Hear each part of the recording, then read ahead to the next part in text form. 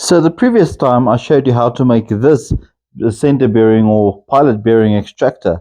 So this time I'm going to show you how to make a simpler tool that's easier to build and easier to use. Now what am I going to use for this project? Firstly, I'm going to take a long bolt. The shaft of this bolt is about the size of the center of the bearing or the pilot bearings that I want to remove.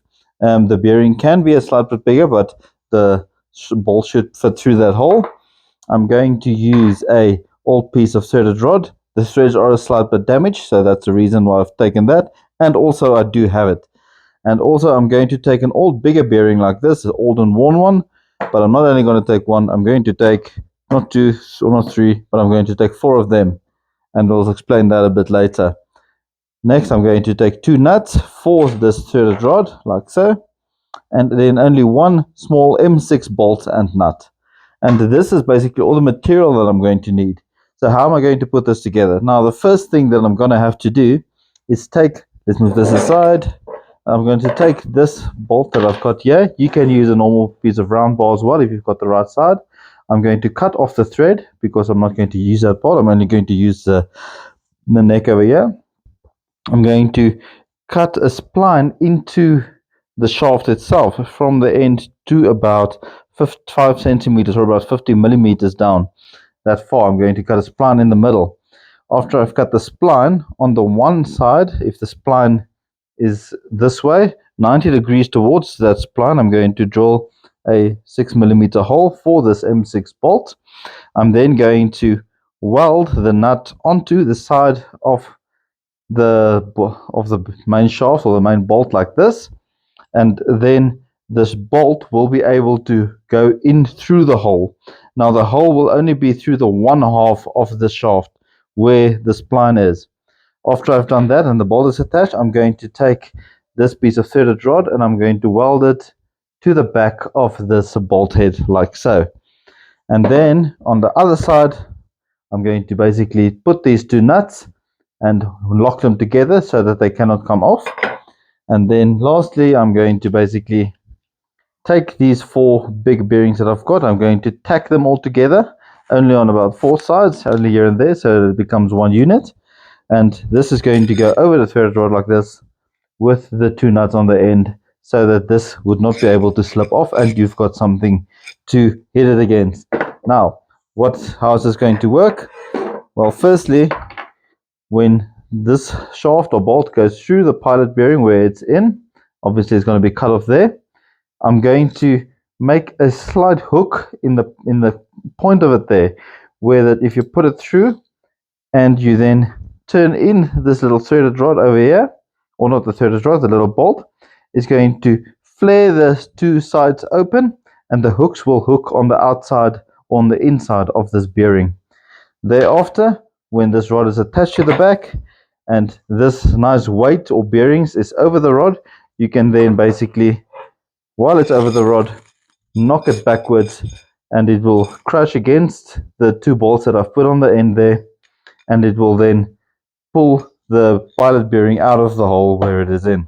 So let me start putting this together.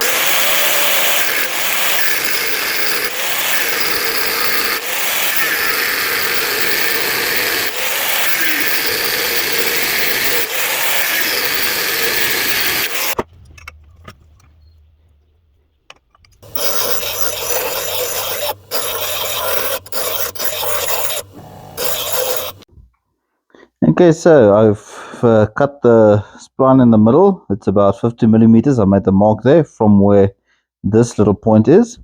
And then I've also, on the bench grinder, now you can use a normal angle grinder or whatever you've got to your disposal.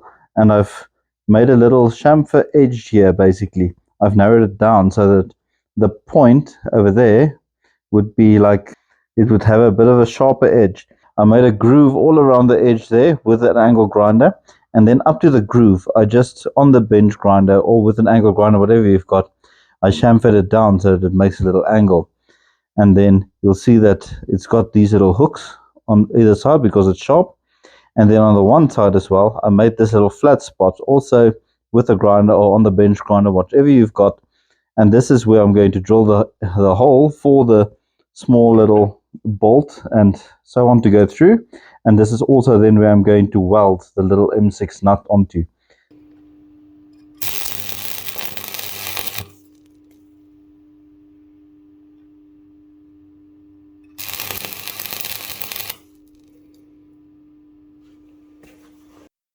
Alright, so you can see I tack welded this little M6 nut onto the big shaft over there, so that is now in place. And on top it will be a normal M6 bolt that would be screwing in from the top. See, it screws in nice and tight, a nice smooth operation. Now in order to stretch it, we'll just use a socket and a wrench or a handle or something to keep it in place. And then in order now for me to weld the threaded rod onto the bolt at the back, I've used this little tool that I've made previously. I'll put a link up above or in the description below to show you how I made this thing. Now another problem that I encountered was that obviously the head of the bolt has got a casted washer. So the casted washer can't go into the V of the angle line at the bottom because obviously the bolt would be at an angle then. So what I did with both of these to line them up perfectly in the middle so that I can tack weld them all around is I used pieces of dowel stick. Now on this side I used 3 dowel sticks, one in the V at the bottom, 2 on top, and then the bolt rests in the 2 on top. And the same over here. Let's see if I can give you a bit of a better shot over there. You'll see this side at the bottom I used a pencil because I ran out of dowel sticks. So the pencil is the same size as the dowel sticks, and that side there's 3 dowel sticks. Now what this does is it lifts the rods off from the bottom. In other words, the V basically, or the casted washer of the bolt, can be lifted from the V, and then the whole thing would be in line if I want to tack weld it together over there. Oh, let's just see if I can fix the zoom there, but yeah, you can see it's nicely centered, so I can tack weld those nicely together without them being out of line, and they're being kept straight in line. I'll put a link for this tool that I made in the description below, and I'll put a link on top as well. So let me now weld or tack weld that together, and then we'll see what it looks like afterwards. Okay, so you can see there the threaded rod is welded onto the bolt and onto the end. If I turn it, you'll see it's a nice and straight line. So the method that I used with this tool that's laying at the back here worked very, very well.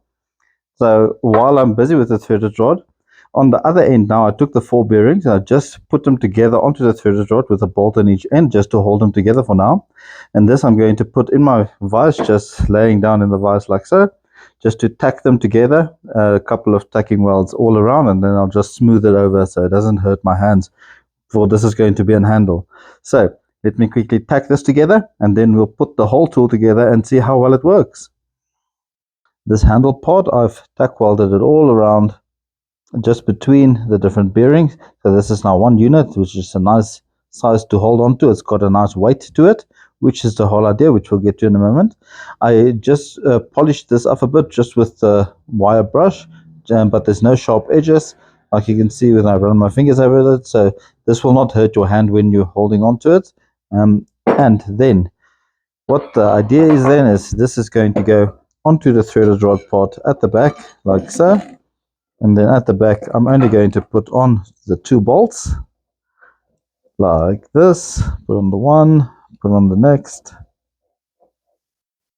Very simple. And then I'm only going to lock those 2 nuts against each other. Let's quickly do that with 2 wrenches like this. Going to lock them against each other like that. So they are now basically solid. You can turn the whole shaft, they won't come loose, and they are big enough so that this thing can't come past it. So the idea is then, if this pilot bearing is inserted into your crankshaft or wherever you want to take it out, you basically just put this part into the pilot bearing there, then with a socket or a wrench or whatever you've got on hand. In my case, it's a 10mm one for this M6 bolt. I'm only going to tighten that one, and as you can see, it splits open at the end and the outside, and because it's got those little hooks now, because I worked out the middle, we can tighten this one a bit more.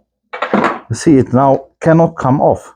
So if you then take this weight and you slide it, there's like a sliding hammer over the threaded rod, and it's bumping against the back. This will then get pulled out of the hole like so. And that is the whole idea. This is a much simpler method, much easier to use than the other one that I showed you beforehand. And I reckon this is all things I had in hand. So I didn't have any expenses. These are old worn bearings. They don't work anymore. They've got a nice waist to them. They make a nice handle now. This is an old head bolt, I think. It was all rusted. I just cleaned it off a bit. An old M6 nut and a bolt, obviously. A piece of threaded rod with the thread slightly damaged, so they are going to get a bit smoother the more you slide this sliding hammer over them. So that would be fine. So all scrap metal pieces which you now built a very handy tool with. So once again, if you do like this project, be sure to like this video. Also consider subscribing to my channel if you haven't done so yet. And if you do wish to support my channel, be sure to have a look at the super thank icon down below. So once again, thank you very much, guys. Until next time.